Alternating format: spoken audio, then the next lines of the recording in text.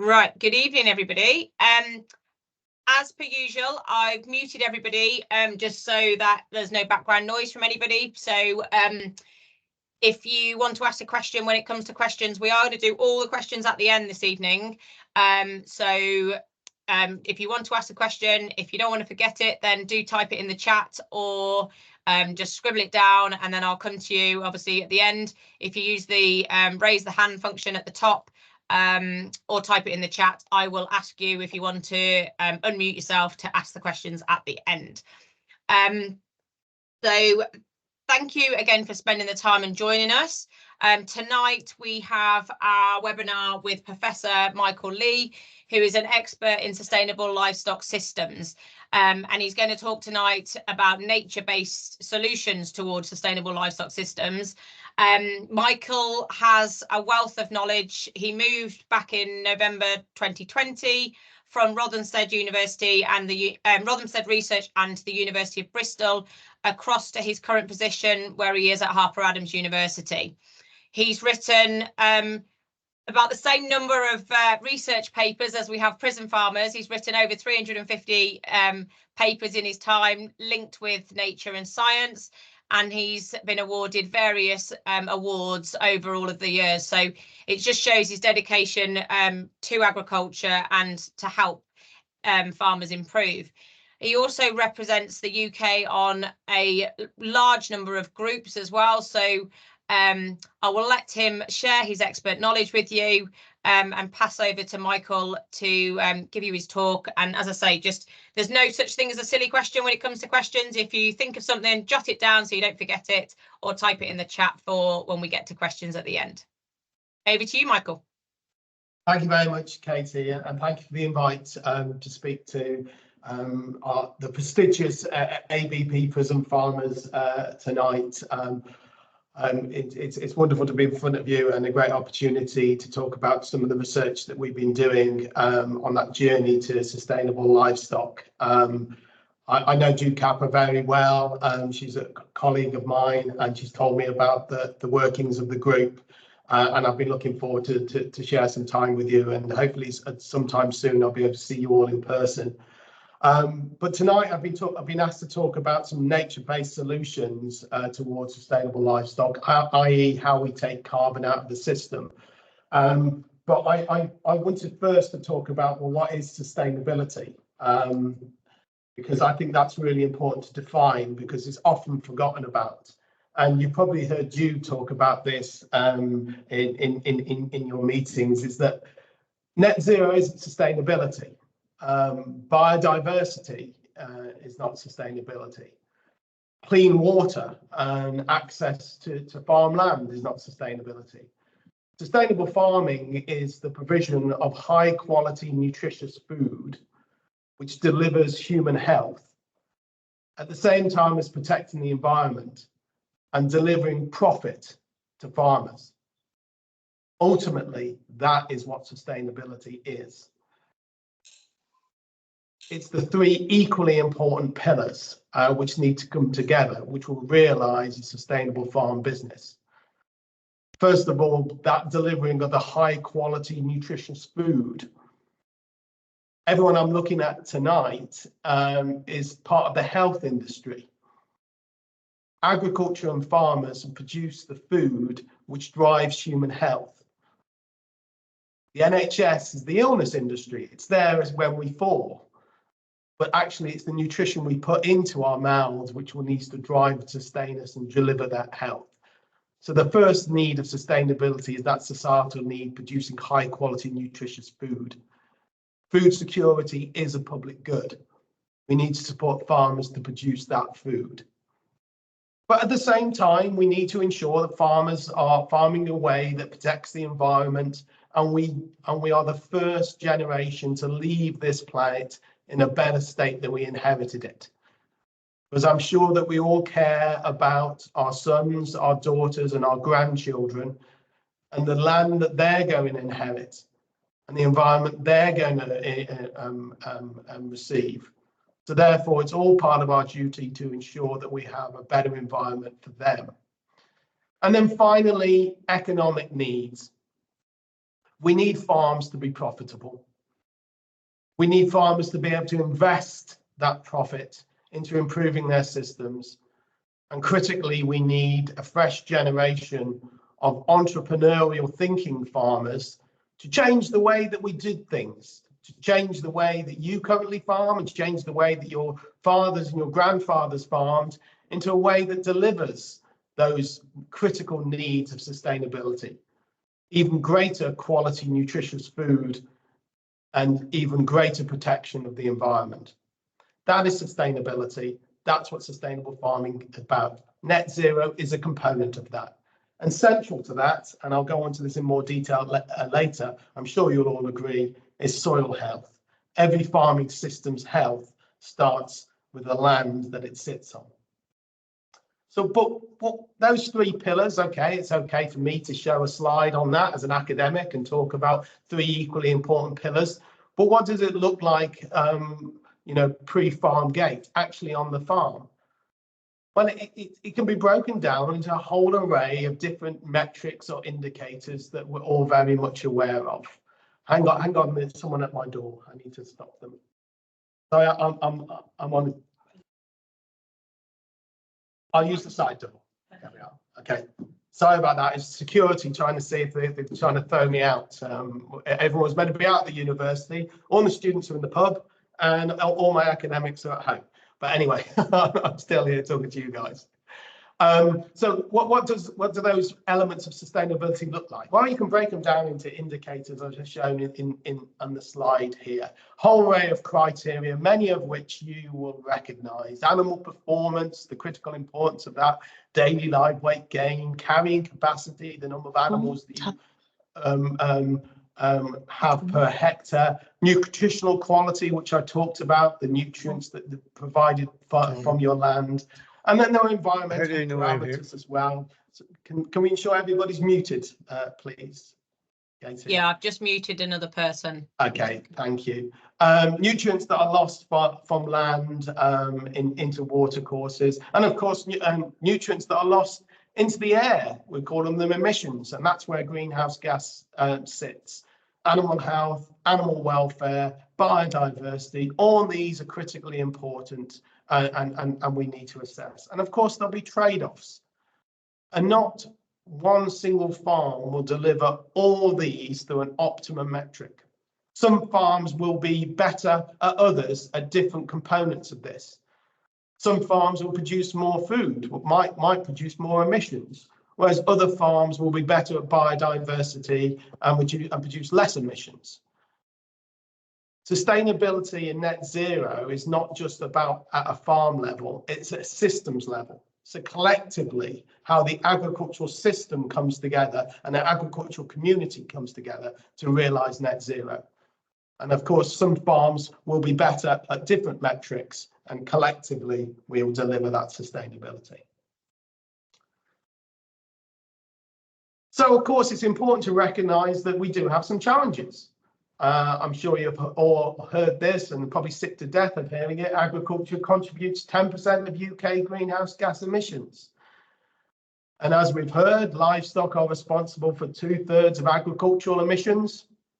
And this is mainly methane from livestock and nitrous oxide from soils. And we've had a commitment under COP26 to reduce 30% of global emissions. And I'll come on to that in a little bit in a moment and what that can mean to the farming community and but also other industries as well. But critically important as well, as we hear about the negatives about ruminant livestock, we also must think about the positives. Ruminant livestock foods are important for human nutrition, and they supply high quality protein that is critical needed, particularly within an aging population. We must remember the UK is an aging population, and the protein requirements of that population are increasing. And therefore, the quality of that protein going into those diets is needed, and ruminant and animal source foods are critically a part of that. The UK is 60 to 70% self-sufficient in meat, milk, and eggs, and livestock can convert low quality forage and high quality byproducts into highly nutritious food, utilising land which might not be suitable for growing crops, and therefore producing not just high quality nutrition, but also biodiversity. We mustn't forget farm gate products are worth £12 billion to the UK economy, and rural communities, there isn't a single rural community in Northern Ireland, Scotland, England or Wales that is not based around ruminants and grasslands. And we need to ensure, remember that, and we think about the future strategies and support mechanisms within the UK. And finally, the key comment I wanted to make, agriculture is a significant sequester of carbon. And that's really important when we consider what we mean by net zero. So before I start talking about some solutions around nature-based activity, I wanted to demystify a little bit what we mean by net zero. So if I may, and hopefully I'm not teaching grandmother to suck eggs, which is a very strange expression anyway, I want to talk about, well, what is carbon net zero? So the first thing that we need to realise that there are different types of greenhouse gases, and they come from different sources. Let's start off by talking about biogenic carbon dioxide and biogenic methane. So what do I mean by biogenic? Well, biogenic means they're produced through natural biological systems and flows. They're part of a natural cycle. They get used, they get broken down, they get used, and it's cyclical. So let's follow the schematic here. We've got carbon dioxide in the atmosphere, and that's taken up by plants through photosynthesis. Those plants can either be eaten, or they can be degraded and broken down in soil, and through that decomposition, they release CO2 back into the atmosphere. So that's cyclical. That's net zero. Carbon dioxide in, carbon dioxide out. Carbon dioxide in through photosynthesis, carbon dioxide out through decomposition. So that I've coloured that carbon dioxide blue to show that it's net zero.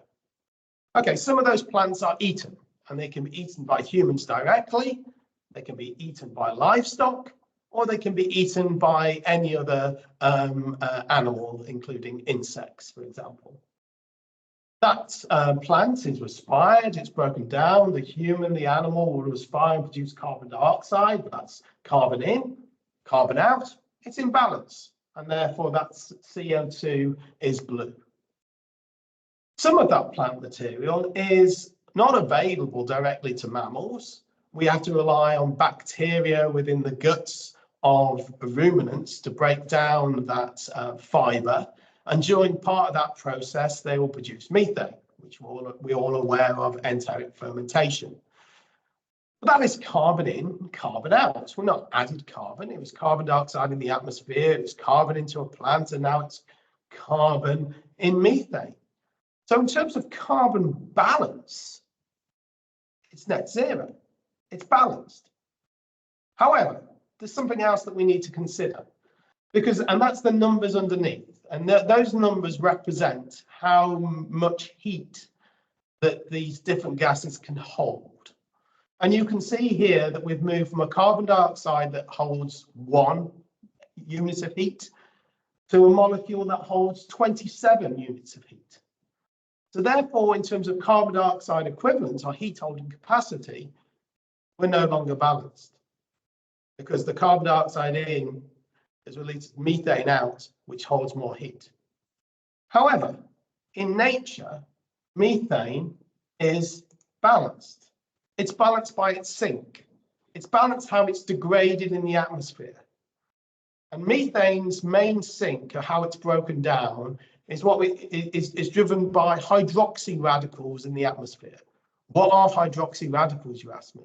Well, basically, when water is evaporated and makes lovely clouds, sometimes it gets hit by UV light, and it can interact with that UV light, breaking down and making hydroxy radicals. Those hydroxy radicals are like a detergent. They will mop up any compound that it can react with, and they're very good at breaking down methane. So what those hydroxy radicals do they will break down the methane as it's produced or a period of time, so that as long as the methane produced from the system is balanced by the hydroxy radicals that break it down in the atmosphere, it's net zero. It's in balance. So we can have enteric fermentation from cattle as a net zero component as long as the emissions are balanced by the hydroxy radicals in the atmosphere that break it down. Right. So why the hell are we being punished for all this methane we're producing? Because it's no longer in balance. Methane has been increasing in the atmosphere because the amount of hydroxy radicals which were needed to break it down is no longer in balance. There's more methane than hydroxy radicals that can scavenge. And so therefore it's tipped the balance, and that methane is no longer part of a net zero system because of higher levels of methane. But not all is not lost, because what we can do, we can use nature-based solutions, trees, soil, MPP, to remove more carbon dioxide to equate for the higher levels of methane and therefore bring that back into balance. So on a natural farming system where we're just looking at biogenic carbon dioxide or biogenic methane, we can deliver net zero. Great. However, we don't just have biogenic carbon dioxide and biogenic methane, as we're aware. We also have fossil carbon dioxide, fossil methane, and fossil carbon monoxide. So these are gases which were locked up in the Earth's crust for millennia, millions of years as oil, coal, and natural gas. And of course, as they're mined and burnt, they release more CO2, which of course is driving the greenhouse gas because it's no longer in its balance. It's not carbon in, it's not carbon out, it's more carbon out because that carbon was never in, it was locked up. And also through mining natural gases, you might have heard on the news about the huge methane loss in Kazakhstan. So we are releasing vast amounts of methane as well through mining. In fact, 30% of global methane is through fossil fuels and mining. So that is a challenge. Also, we have this carbon monoxide. Now, not many people hear about carbon monoxide and net zero or greenhouse gas. And why is that important? Well, carbon monoxide is a little bugger. And what it does is it interacts with the hydroxy radicals in the atmosphere. These hydroxy radicals, which are shown in yellow. And it interacts with hydroxy radicals, producing more carbon dioxide. So therefore, it's a double whammy. It adds more carbon dioxide, and also it removes the hydroxy radicals we need to break down the methane from our burping cows. So more hydroxy radicals are being removed by this carbon monoxide, which is being produced by fossil fuels. And unfortunately, it doesn't end there. We also have anthropogenic nitrous oxide. Anthropogenic meaning it's produced by humans. It takes nitrogen from the atmosphere, and through the Haber-Bosch process, it produces nitrous oxide emissions via fertilizer when we apply it to our land. And that has a very high heat holding capacity. So how do we get all this stuff to net zero? Well, we've moved away from just biogenic, and the only way that we're going to do this is by reducing. And so therefore, that is reducing carbon dioxide emissions and reducing methane emissions, and particularly reducing nitrous oxide emissions. So that's what net zero is about. Not about zero emissions, because if we can get it into balance through a natural biological system, we can be there. But with these particular fossil-derived and anthropogenic-derived greenhouse gases, it's about reduction and removal. So how do we deal with this at a farm level? And how is the process that you've been all going through in the ABP PRISM helping us to move towards net zero? Well, the first thing to realise is that agriculture cannot decarbonise. We're not the same as the energy sector or the transport sector. The energy sector can decarbonise, i.e. it can move from coal and gas burning to renewables. So it can move to wind power and solar power and tidal power.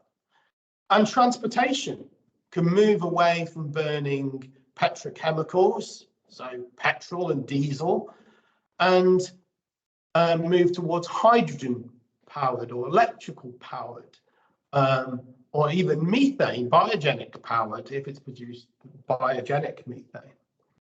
But in farming, we can't decarbonise because we're feeding carbon. We're carbon life forms. We're producing food, which is carbon, to feed animals that are carbon, to feed us that's carbon. So if we decarbonise, you may as well basically say, well, we'll kill us all. So what we've got to think is about how we improve that cycle of carbon.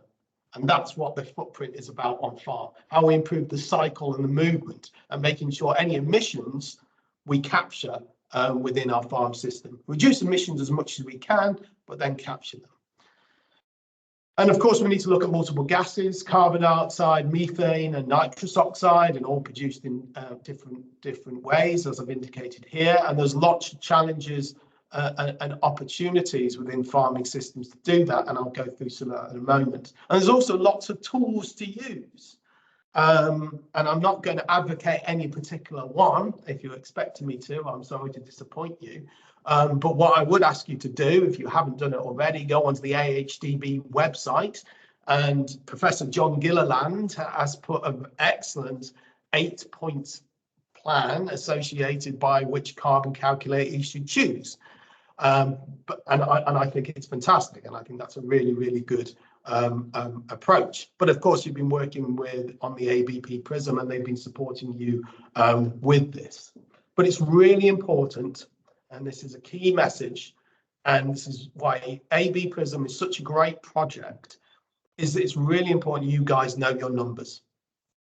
It's really important you know where you start from and how you're improving. And ultimately, despite John Gilliland's 8-point plan, which is very good, it doesn't matter which carbon calculator you use, as long as you continue using that in a way that you're marking your progress for improvement. But knowing your numbers is really important. Knowing your emissions from your cattle, your soil health, and your NPP, your net primary production, i.e. how much trees, hedgerows, and biomass you're producing. I produced a paper relatively recently with a few colleagues from the University of Oxford and Rothamsted, and this was tackling about methane emissions particularly, and how we're supporting the farming sector about realising the fact that we've got different types of emissions, as I've shared, biogenic and fossil methane, but also different ways of assessing those. So when I talk about knowing your numbers, if you're aware of GWP star and GWP 100, it's important to know those on farm as well. If you're not, don't worry, but what GWP star does, it takes into account that methane breaks down more rapidly, whereas GWP 100 gives you a better assessment, a snapshot of carbon stocks. And what GWP 100 does, or carbon dioxide equivalents, it gives you what the national inventories use, i.e. how much carbon is being emitted. And what GWP star does, or carbon dioxide warming equivalent, it tells you the impact of those emissions on heating the planet. So they are different, and they're important to realise that. But as I mentioned, one of the key things we need to understand is about methane, is getting it in balance with its sink, the hydroxy radicals. And we know that we need globally to reduce methane by 30% to get it back into kilter with its natural breakdown cycle. 30% of global methane is produced with fossil fuels. 40% of methane is produced through soils, wetlands, and the ocean, naturally. And 30% is produced through agriculture, predominantly enteric fermentation. Globally, we need to reduce methane by 30%. In a world without fossil fuels, guys, no one will care about burping cows. However, we're not in a world without fossil fuels. And as an industry, we all need to support that reduction. And critically, without the farming sector, we're not going to realise net zero, because it's you guys that own the land that are going to really, really deliver this removal of carbon dioxide. So in essence, we've got to reduce methane by 30%. And I've already mentioned about John Gilliland's excellent research in Northern Ireland. And if you're not aware of the Arc Zero project, please do look it up on the website. And we're working with John to roll this out across other farms within GB. This was done in Northern Ireland, and critically, we've got to do a GB version of Arc Zero. And I fully hope, and I'm fully aware that they will, is that ABP PRISM and a selection of you will be part of that as we move towards lighthouse farms, a better understanding and benchlining carbon on farms. So I'm not going to spend any time on this. Anybody who knows John Gilliland will know the great work that he's done. Please do look this project up if you're not aware of it, and do follow some of John's talks. So I'm going to talk now about, okay, we've done what John showed in Arc Zero. We've done our baselining. We've understood our numbers. We know our emissions. We know how much methane we produce. We know how much nitrous oxide we produce, and we know what our soil health status is. So what can we do now to reduce these emissions? Well, I like to think I'm a simple livestock scientist, and so I like to break things down in simple ways. And there's 4 steps. The first step is the animal, and I'm mainly going to, for the rest of the presentation, I'm going to concentrate, because this is what Katie's asked me to talk about, is on the land, which is nature-based. But I will talk about the other 3. So the first step is the animal, and you as leading beef farmers are very much aware of that. It's selecting the best animal genetics. It's looking at animal performance. It's looking to time to finish. It's looking at residual feed intake. It's selecting the best animal and genetics associated with your farm, so you reduce your time to finish, and you improve your animal performance and your animal health. This is some work. The graph is just an exemplar of some work that I did when I was at Rothamsted, which just linked emissions intensity, i.e. carbon dioxide equivalents per kilogram of live weight gain, with average daily gain, and just showed if you select the best animals, you significantly reduce your emissions. You guys know that, and I'm sure ABP is showing you that. So KPIs based on the performance. Step 1. Step 2, of course, once you've got your animal rights, health and genetics, it's about diet. And this is basal diet as before any supplements. And if you're a pasture-based farmer, it's looking at the high quality of your forage, your grazing systems, getting the most out of your pasture that you possibly can, and including multifunctional species, which will reduce your nitrous oxide emissions and reduce those components. And then you can also think about, of course, make sure you're balancing nutrient requirements, be it nitrogen and energy requirements in the rumen, classic rumen nutritional biochemistry. And then you can start thinking about supplements and the work that's been happening with Bovia and 3-NOP, and some of the work that's been happening on red algae and a whole array of other different supplements which can be added. They're much easier to add if you've got a farm system where you have housed animals, either a TMR ration or a feedlot system. They're much easier to add into the ration. For the vast majority of beef producers and sheep producers, that's much more difficult, and there's still many challenges associated with how those supplements are delivered. So within those farms, the critical component is step 3, which is land, which is how the land is used, multifunctional swards, trees, hedgerows to offset that carbon. And I'll come on to that in a bit more detail now. And then finally, step 4 is about energy and buildings, improving your efficiency on farm, reducing your diesel use, your electricity use, and looking as much as possible to see how much green energy can we produce on farm. These 4 steps will realise that pathway to net zero. So I'm just going to give a few more examples about step 3, which is around land and soil. So the first step is around soil health, and that little triangle I put up right at the start when I talked about the 3 equal pillars of sustainability, right at the centre was soil health. Soil health is critical, and particularly for beef and sheep producers who are relying on higher quality pasture production. And if you think of soil as lungs, the movement of water and oxygen easily through that soil, which will drive biological activity, will drive health. And that's what this great research here, which I'm showing, which Professor Andy Neal delivered at Rothamsted. And I'll just quickly summarise what this shows. On the left-hand side, you will see X-ray tomographies. Basically, these are X-rays of soil cores. And you can see grassland at the top, arable in the middle, and a degraded soil at the bottom. These red areas are soil pores, i.e. the openings in the soil which will allow oxygen and water to move through the soil. What you can see next to it are these little cartoons which depict these soil pores. And what you can see in the grassland soil, as opposed to the arable soil, and particularly the degraded soil, not only do you have bigger pores, but the connection between those pores is larger.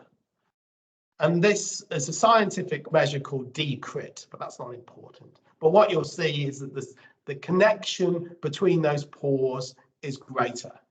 And as scientists call that connected porosity, because we're posh and we like to pretend we're important. But that connected porosity is critical because it easily allows more water and oxygen to move through the soil. Remember what I said, think of the soil as a pair of lungs, the ability to move oxygen and water through. And what this graph shows in the middle is that connected porosity, i.e. the size of this decrit value here, is related to hydraulic conductivity, i.e. how we can move water and oxygen through the soil. And what drives that connected porosity and why it's so much higher in grassland soils is animal manures, shit, defecation, feces. It's the return of organic matter into those soils which drives the physics of the soil, which increases the biology of the soil and allows that soil to be more aerobic, even with higher water levels.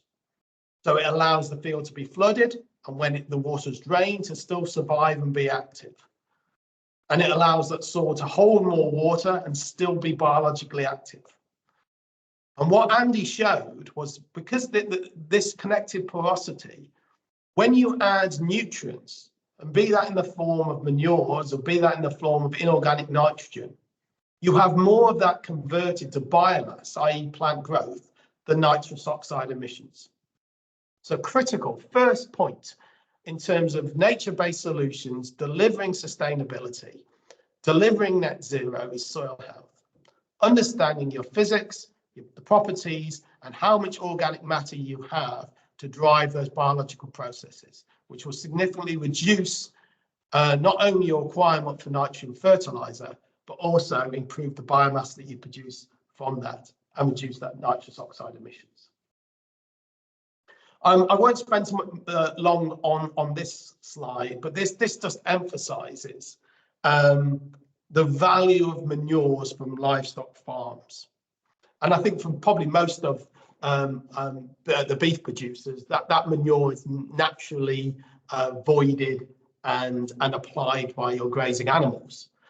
But for farms that do collect manures, be they dairy farms or poultry or pig farms, which are more contained, the ability of that nutrients to be used within arable farms and a greater understanding of how we can strip that nutrients is growing. And the importance of that resource is also increasing. So those manures will soon be brown, they are indeed, I won't say soon, they are brown gold. What this data shows here is that this was an analysis which showed that different soils can hold, and as farmers you understand this very well, soil organic carbon has, different soils have different abilities to hold organic matter, okay? And that is driven by the clay content of the soil. So this ratio, the soil organic carbon to clay ratio, is a good measure of how much carbon or organic matter that soil can hold. And what this analysis did, and this was a project I was involved in as at Rothamsted, took over 40,000 soil cores across the UK and determined that 40% of arable soils were degraded, i.e. they could hold more organic matter in them and they could perform better if they had more organic matter within them. Only 7% of grassland soils were degraded and 6% of forest soils were degraded. So it just shows you the high amount of organic matter that's in grassland soils.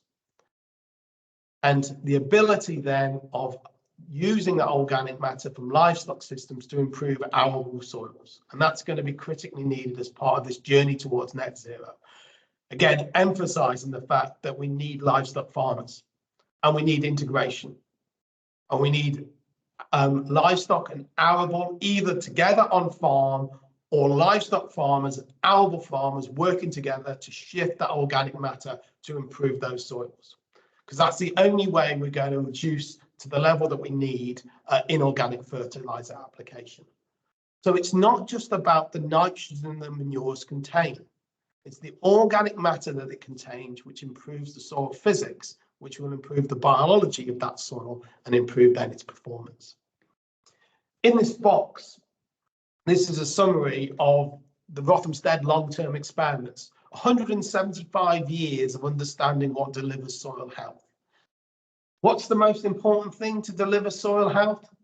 FYM, farmyard manure. Again, emphasising the vital role that our manures are going to have in delivering healthy soils for all agricultural systems, and the critical role then of integration of arable and livestock, either at farm level or working between farms and cooperatives. Another slide, classic slide from Rothamsted research, just emphasising again the critical value of grassland soils. And hopefully you can see clearly here the difference between them. This is the long-term experiments, Highfield permanent fallow, Highfield arable, and this is the grassland soils. Much better physics and property. And then if you looked at the amount of total biomass within those soils, there's clearly a huge difference. Again, emphasising the critical role that livestock are going to have in delivering healthy soils. I also wanted to show you this experiment which we carried out at Northwick. So this was based on an assumption that more livestock farmers in the west of the UK should be converting to arable, i.e. we should reduce the amount of livestock we have in our land, but we still need to feed people. So what are those farmers going to do? If they're not going to farm ruminants, they're going to convert land and grassland to arable to produce crops to sell. So we said, well, what's the unintended consequences of grasslands in Devon, and this is where the Northwick Farm platform is, converting to arable. So that's what we did. We took 20 hectares of our farm at Northwick, typical grassland farm based on permanent pasture. We ploughed it up and we sowed wheat, and we grew wheat and through arable rotation. And we looked at what the impact would be on watercourses and loss of organic matter within those systems. And that's what you can see here. And this is after a year. So this isn't just after ploughing and establishment. This is after a year's establishment. So this is a flume. And the great thing about the Northwick Farm platform, if you're not aware of it, it's hydrologically isolated. So all the fields are hydrologically isolated. So we can collect every drop of water that lands on the field, percolates down the soil, hits a clay layer, and then it flows off. And we can collect that water at a flume. And that's what you can see the two photos here of. So this flume is from the arable farm. Remember, same soil type, same topography, same everything, because the grassland farms fields are right next door. And this is the colour of the water coming off. So a lovely chocolate milkshake colour. Same storm event. The next one in the green here is the water coming from the grasslands farm. Now imagine how that's going to impact on the rivers just downstream, either being in arable and grassland. And this is exactly why this part of the country was in grassland and farming ruminants. We also then, associated with these flumes, you can just probably see in the background, I don't know if you can see my cursor, but there's a little green hut. That green hut is a little chemistry laboratory, and that measures the nutrients lost within the water coming from those fields. One storm event, and this is the difference in organic matter suspended sediment, i.e. lost high quality soil coming from those fields. The orange is the arable and the green is the grassland. Again, emphasising how we've got to value our grasslands within the UK. Because not only are they protecting water, they're producing high quality food where it's not appropriate for us to grow arable systems and to do that change. So we need to take into consideration this when we're hearing about a removal of grasslands from production. Because those grasslands are owned by farmers who want to produce food, and they will look for other opportunities. Okay, I'm going to look at some more interventions which we've shown to support a journey towards net zero. So the first one is, and I'm sure you're all aware, the importance of multifunctional swards. I don't like to call them multi-species swards because multi-species indicates it's about stamp collecting. It's about collecting species on my farm.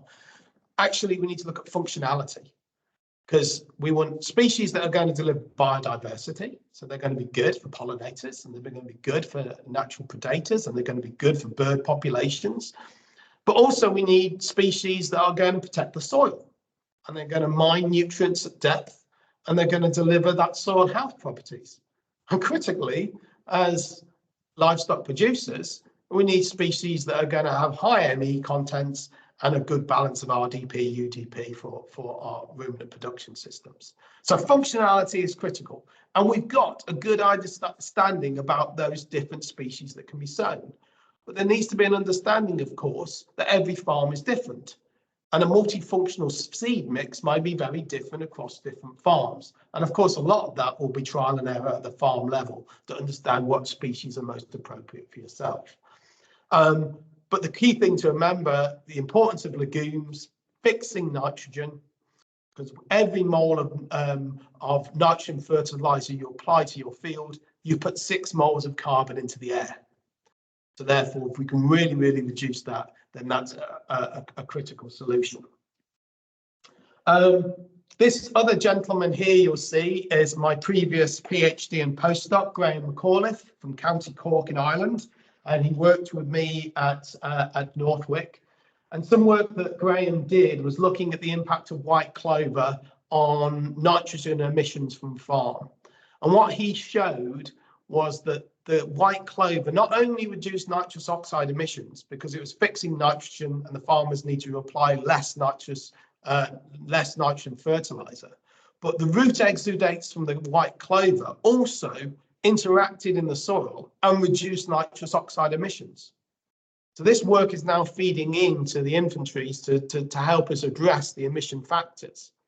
Aligned to this piece of work, there's some fantastic work happening at Hen Weiss, Dave Chadwick's group at Bangor University, which is reassessing the emission factors of nitrous oxide from hilllands and uplands, and showing that urine, which is urinated out in uplands and those different soil types, will produce less nitrous oxide than lowland farms. So it's really important to understand that. And if you've got more clover, then you'll have lower emissions further. So those sorts of understanding are critically needed and feeding into the inventories. I won't spend so much time on this. I spent a lot of my life looking at balance of energy and nitrogen in the rumen, and working on different forage species that could help improve nitrogen use efficiency. I'm sure you're all aware of the potential of high sugar grasses to improve NUE, but also there are grasses in development which will produce lower levels of methane in the rumen by improving digestibility and rumen flow rates. And of course, if you look at the picture underneath, you can see a multifunctional sward here and how it's delivering carbon at depth within the soil. And if you look at John Gilliland's Arc Zero project, he really talks a lot about carbon in depth and how you can build carbon within your soils. And those roots are not just building carbon, they're also mining the soil. They're mining the soil for key nutrients, selenium, copper, cobalt, which we need for animal health, and different species can deliver those. So understanding that. So we also need to think about how we use our land which is non-productive, be it within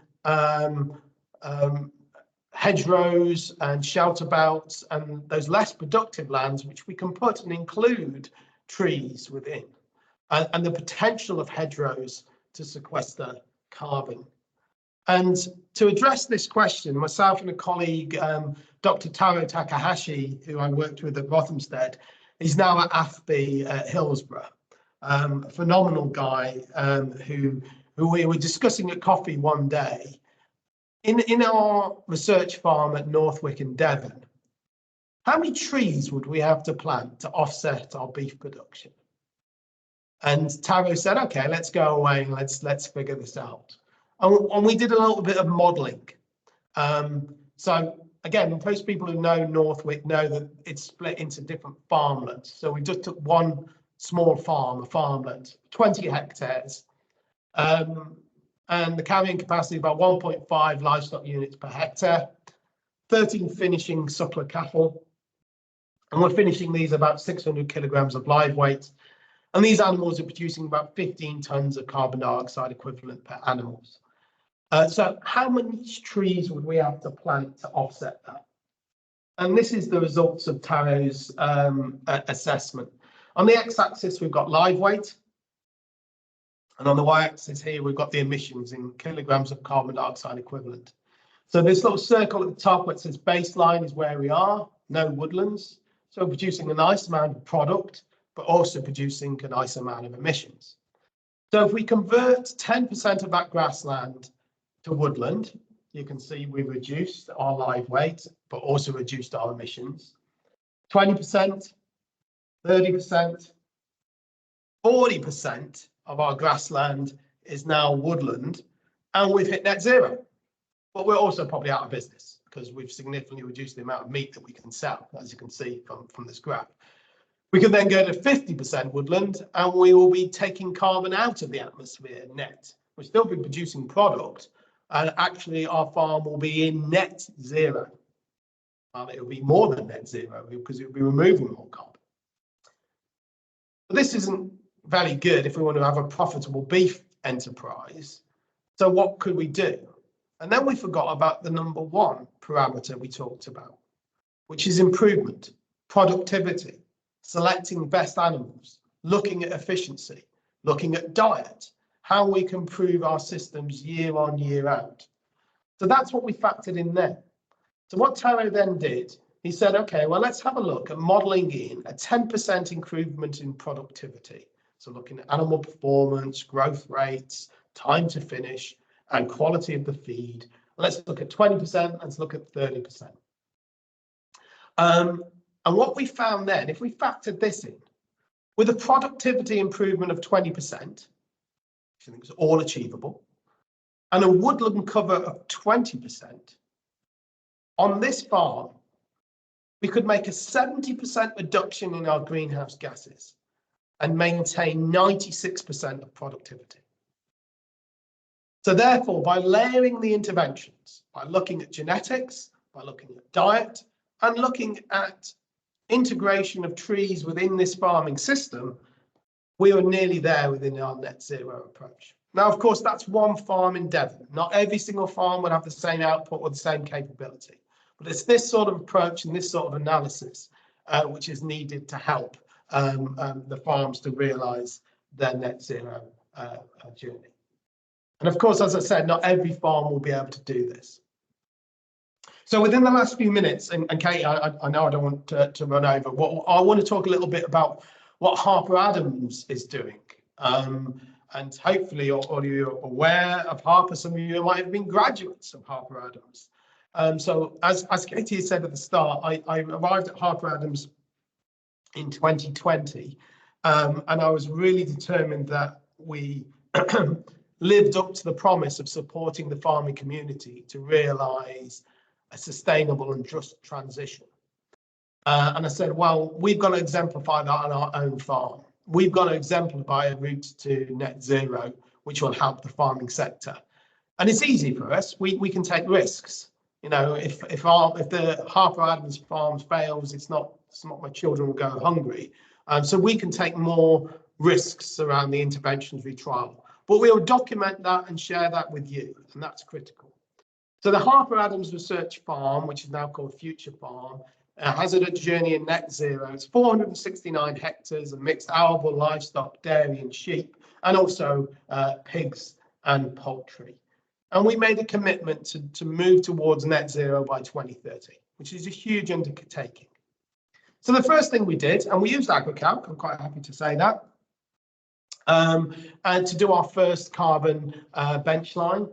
And we found out, as similar to you guys have all done, across our enterprises, we're 5,000 tonnes of carbon dioxide equivalent. Wow, that's a lot to shift. And we've started our journey. And so we said, okay, well, what interventions, based on our 4 steps, can we start to move towards net zero? So the first thing, looking at NPP, let's look at our woodlands that we have, and let's make sure we improve our hedgerows. We've got some fantastic countryside students. Let's put them some work and put some hedgerows around Harper Adams Farm. 18 kilometres of renewed hedgerows, 4.5 kilometres of new hedgerows within the first year, and already we had shaved off 413 tonnes of carbon dioxide equivalent sequestered within those systems. It's a start. We then really said, okay, well, what are the key exemplar research areas that we've been driving at Harper Adams for some time? And one of the ones is the reduction of fossil fuels, reducing the fertilizers, better utilization of manures, slurries, and valorization of that. So that's really, really concentrating on reducing the amount of fertilizer we apply and better utilize our own manures and slurry systems. And then, of course, the focus on soil, aligned to reducing fertilizer application within our arable systems, making sure that we move towards no-till systems, direct drilling, and we've calculated within soil alone that we've reduced our emissions by over 1,000 tonnes of carbon dioxide equivalents based on our interventions and driving soil health. So within the first few years, we've already shaved off 1,500 tonnes of carbon dioxide equivalents. And that's before we started looking at production, primary performance within our dairy and beef enterprises. And I'm sure James McCorvin talked about that. We're also keen, because we've got a mixed farm, is to have a look at integration of soil crops and livestock, and making sure that we're using these fantastic woolly little things to drive soil health within arable systems. So better integration of soil crops and livestock, and moving away from this picture down in the right of bare open land and driving a more covering, which we can then graze with either cattle or sheep. But we are a dairy enterprise, and we do rely on maize, and maize can be a major problem in terms of sustainability, in terms of soil loss, particularly in terms of bare ground. And we've done a lot of research work about intersowing different crops, be it grass, which we can put sheep directly on, be it alfalfa, be it chicory, and there's a phenomenal amount of research looking into this. And certain crops have been really successful, particularly alfalfa and chicory. And then, of course, focus on forage quality and silage, and working with germinal and looking at the latest varieties that are available. Some really exciting work being developed in Aberystwyth associated with stoloniferous red clover.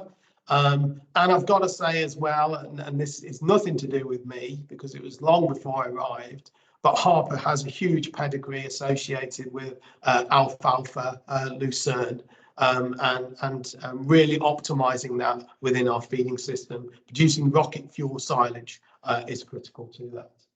And then, of course, a focus on green energy, so how we can better use that brown gold to drive production of biogenic methane for heat production and energy production, but also biorefinery, so producing liquid carbon dioxide. And the plan is in a few years' time, we'll be able to take the university off grid through our farm's production of green energy. So that's some of the things that we're doing at Harper Adams. Some of them have been successful, some of them haven't. Some of the intersowing with maize was successful, some of it wasn't. And we're documenting that, and we're happy to share that through our website. And I will also, in the last few slides, just want to talk about the School of Sustainable Food and Farming, which I'm delighted now is supporting the ABP PRISM project, and they'll be more involved in some of the knowledge exchange work. We established the School of Sustainable Food and Farming a little over a year ago now, and the whole purpose was to be a front door for the farming and agri-food community to realise solutions around education, research and policy intervention, which will support you in your journey towards a sustainable farming system. And it's based on 4 pillars. Pillar 1 is about new talent. And this is a realisation that in the first urbanised society, so i.e. the UK was the first country in the world that had more people living in cities than in rural communities. We're the most removed country from how food is produced. And if we are going to realise solutions within the agri-food sector, we need everybody, every citizen in the UK to have a better understand how food is produced. But also critically in schools, we need to make school children understand the huge opportunities there are within the agri-food sector, and how sexy agriculture can be, and how critical feeding the world without destroying the planet is. And the fact that we need the best brains going into the agri-food sector. And the fact that agriculture is the most multidisciplinary science there can possibly be. Farmers are always thinking on their feet and delivering solutions. And that's the message we need to get into schools, so we get more of a community taking up agri-food jobs. And that equally applies to the urban community as well as the rural community. So pillar 1 is on new talent. engaging with schools. We've done a lot of work working with McDonald's and Leaf Education. And you might have seen this on Country File when we had school children from London coming to Harper Adams to first see and experience a farm environment. So we're doing a lot more of that engagement. Also, New Talent includes a new curriculum at Harper Adams.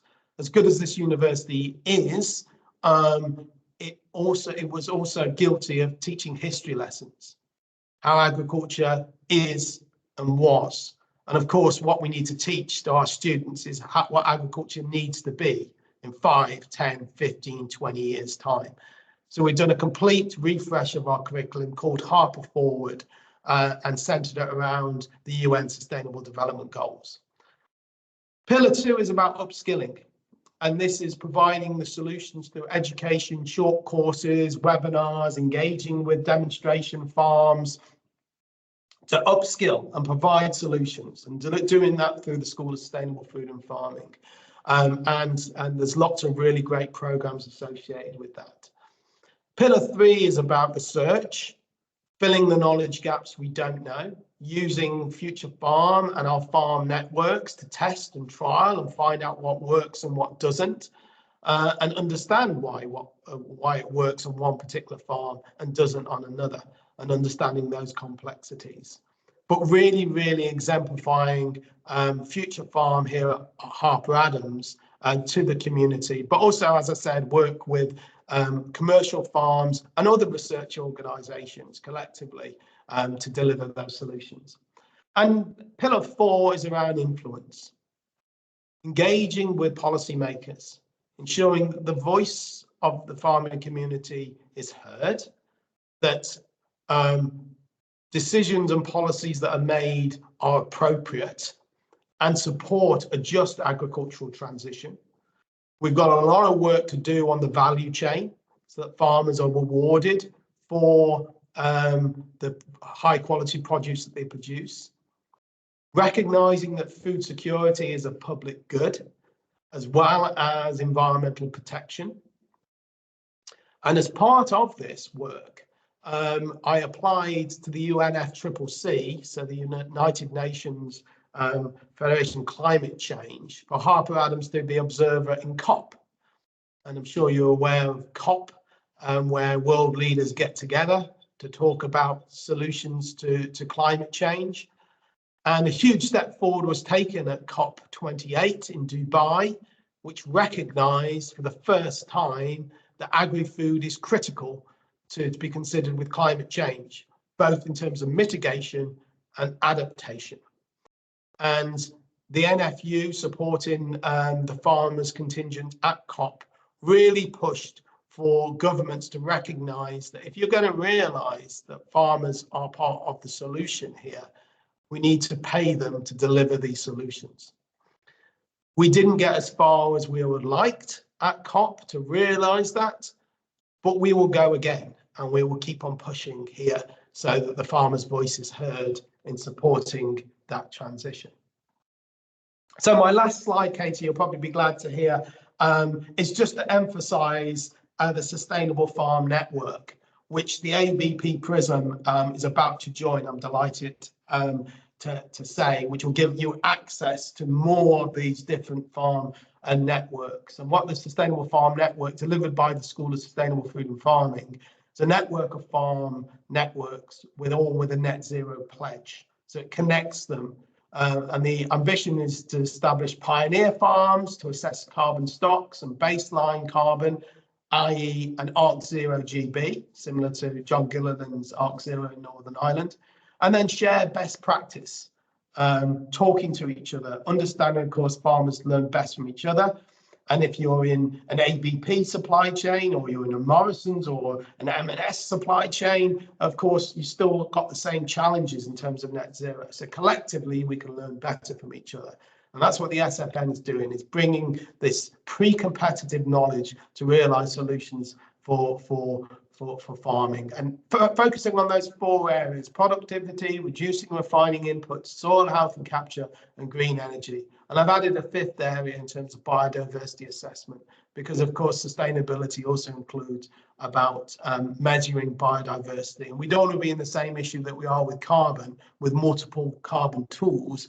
For biodiversity, we need to be able to produce a tool that every farmer can use to determine that biodiversity level. So that's it, Katie. I'm happy to take any questions. Hopefully that was of use, and I'll stop sharing. Thank you, Michael. Paul, did you want to unmute and say your own question? There's a couple of questions come in the chat, but I'll let you unmute, Paul, and you can say your own question if you'd like.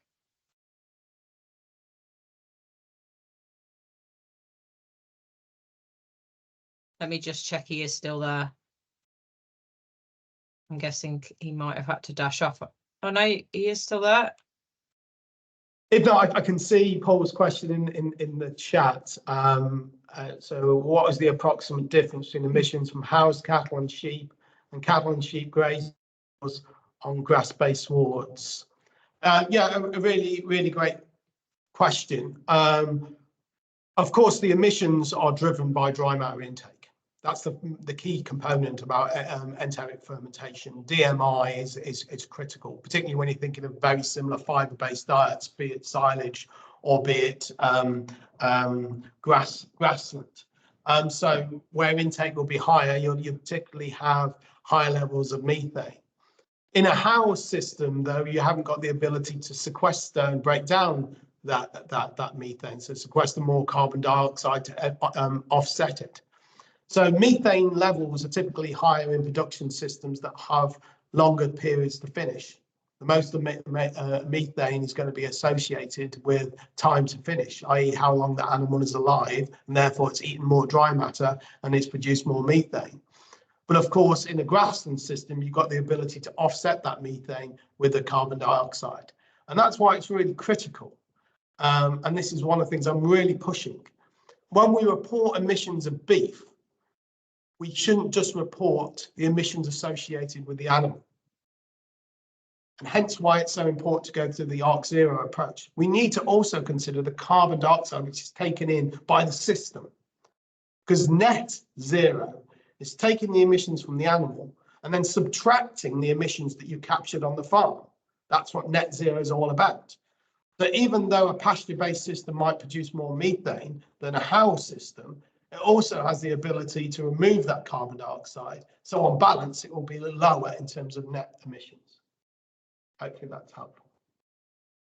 Yeah, as with any of these calculators, it's making sure that the sequestration element is calculated correctly. Yeah. And that's one of the biggest problems that we have with the current tranche of calculators. Most of them use tier 1 ability to calculate for soil carbon, sequestered carbon, and tier 1 is not very good approximation. Hence why we've got to go down the level of detailed benchmarking at a farm level, and that's what that's why I keep on going on about ARC0, why it was so good, because it used tier 1 and then it said, okay, well, let's measure it to tier 3, i.e. what actually is there, and do it every 3 years. And that's what we've got to do. We've got to have a system in GB, like they've now got in Northern Ireland, that will allow us to measure that carbon over a period of time and rely less on tier 1 approximations. But that said, tier 1 approximations are better than nothing. Yeah, okay. Harry, I don't know if you wanted to ask your question, or I can ask it if... I think he might be in the lambing shed tonight. So Harry's question is grass contributing to sequestered carbon, or is it just the value or just trees? No, grass are NPP as well. So, but it's important, and I've misused the term sequester, and this is where soil scientists will always give me a ribbing. Sequester often is referred to locking up for goods, whereas what we're doing with grassland and trees. We're taking carbon out. Okay, and it's about that balance. We're taking carbon out. It's still being released because that grassland's either going to be eaten or broken down. But if more is grown than is actually consumed, it's contributing to more carbon being removed. So in essence, grass counts the same as trees and hedgerows, but it's been removed and it's been broken down, it's been eaten, and therefore it's been emitted again. But the roots within the soil still remain, and they're exactly the same then as the hedgerows and the trees. And is there a difference in the life? So for the older trees or older hedges, I've heard of once they're over 15 years, they're not included in sequestration. Yeah, absolutely. Yeah, that's right. But what they are, of course, is carbon stock. And again, we also need to include that in our assessment. And this is where often we get confused between sequestration and carbon stocks. A 500-year-old oak, which is no longer growing, but it's still alive, holds an awful lot of carbon. And that is carbon you are holding on the farm. It's part of your carbon stock. Anything that's growing, of course, is taking more carbon out of the atmosphere, and that older tree is taking less than it used to when it was younger, but it's still a huge carbon stock. So as part of your reporting, and when you're looking at your carbon balance on the farm, you'll calculate your total carbon stock, i.e. how much carbon you hold on your farm, and you will then also measure how much carbon is regularly taken out of the atmosphere by your farm, i.e. your plant growth rate. And that tells you two different things. It tells you how much money you've got in the bank, but it also tells you how quickly you're earning. Both are important. And that's the key thing. Even though that old tree might not be growing quickly, it's still holding carbon. And I don't think anyone would say here that money in your bank is not important. Money in your bank is important. Earning more money is equally important. And that's what the two things are. So plants growing are taking more carbon dioxide out. Older trees are holding carbon and ensuring it's not put into the atmosphere. And that's equally important. Okay. The other part of Harry's question was, did you lose yield? And I'm pretty sure that was to do with that was just after the min-till slide. I think that's what it was linked to. Variable, Harry. And across different fields, that response was variable based on the different soil parameters we've got. We've got a very unusual farm here at Harper. You don't have to go far to move into very, very different soil types. And those response yields were affected by that. So the response was variable, but overall now our yields are as good, if not better, than they were previously. Because we've got much better at that system and understanding what those different soils were doing. But to get a real definitive answer, you need to speak to our farm manager. He's the one who understands that far, far better than I. Okay, thank you.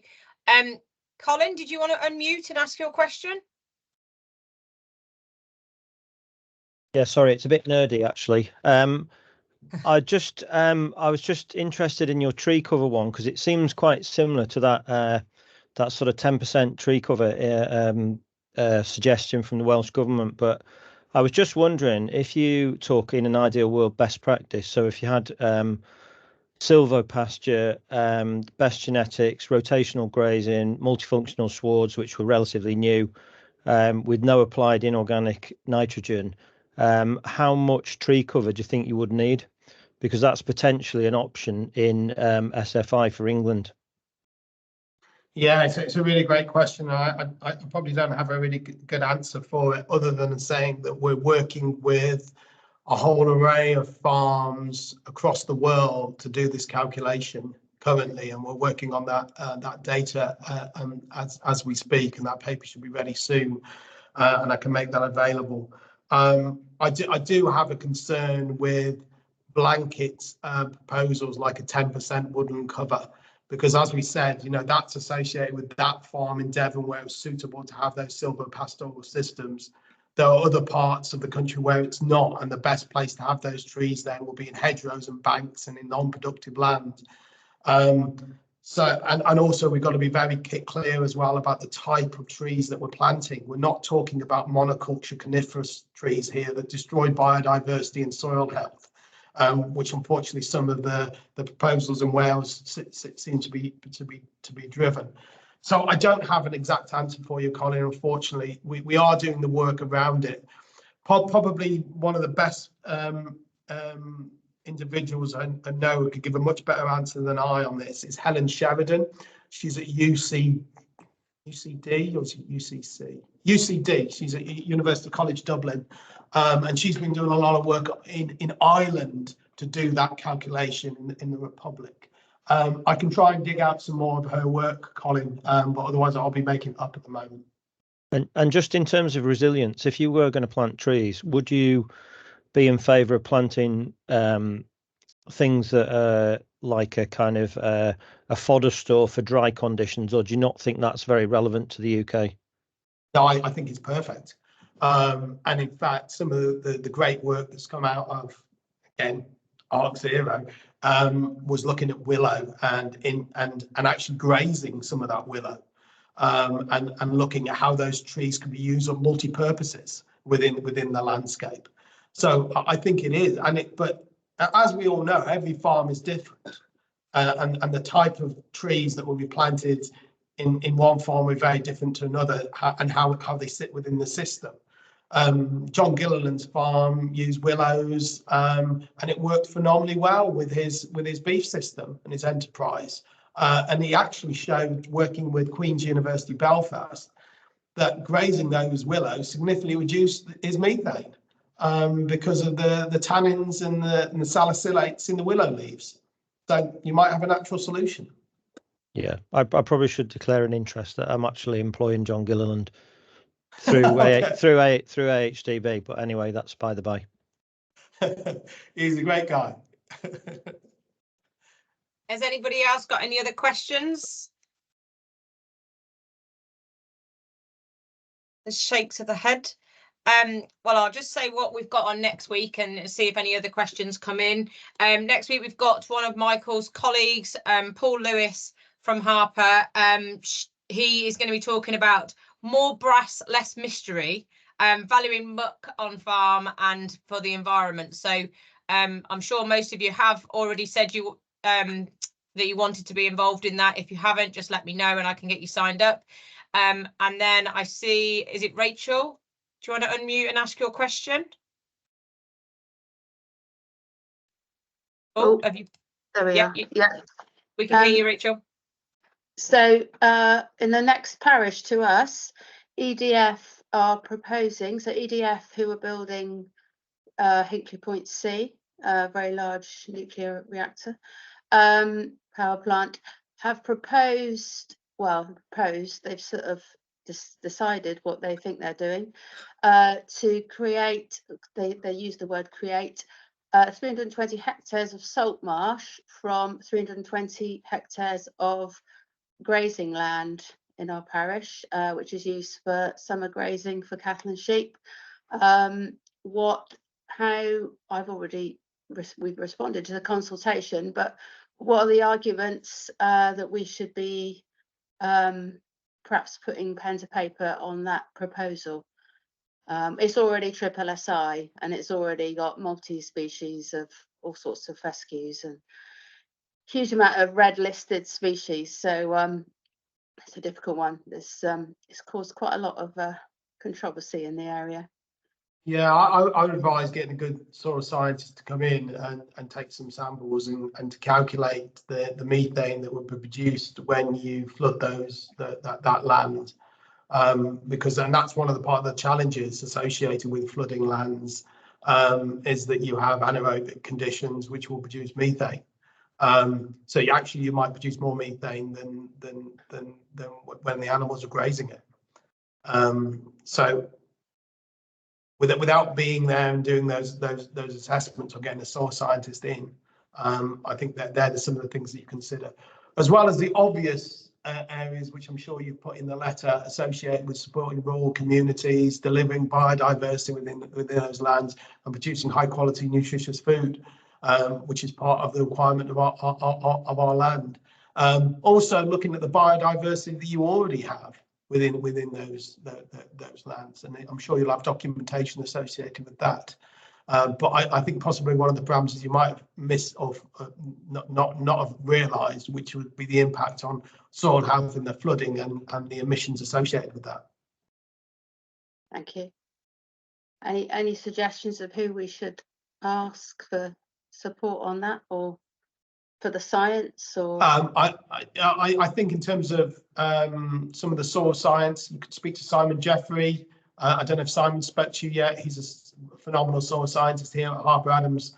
But barring that, go to Rothamsted Research in terms of the soil science there.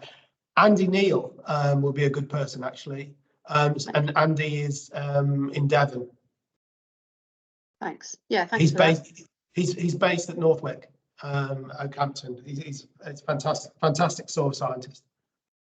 Yeah, I wanted to raise it just for other people on the call to sort of just be aware that there seems to be private, well, I don't know if EDF is private, but you know, this sort of ability to come and sort of do that offsetting on your yeah, to sort of say I'm going to offset, and you haven't got much choice. So yeah, everyone's looking at our land as a yeah, a gain for themselves to offset. So that's my point made. Thank you. Thank you, Rachel. So yeah, I don't think there's anything else. James, you look like you've had a lovely tea tonight. I know there was one question asking where you're on holiday. I think it is just his background on his screen there, unless he is on holiday and isn't milking cows this week. But thanks again, though, Michael, for sharing your knowledge with us this evening, and hope everybody's found it useful. And as I say, if you want to join us next week for Valuing Your Muck, then just let me know and I'll make sure you get the link sent through to you.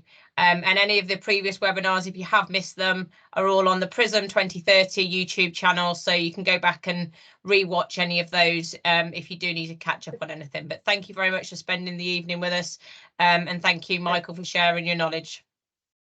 Have a great rest of your evening. Thank you. Cheers, guys. Bye-bye. Bye. Bye.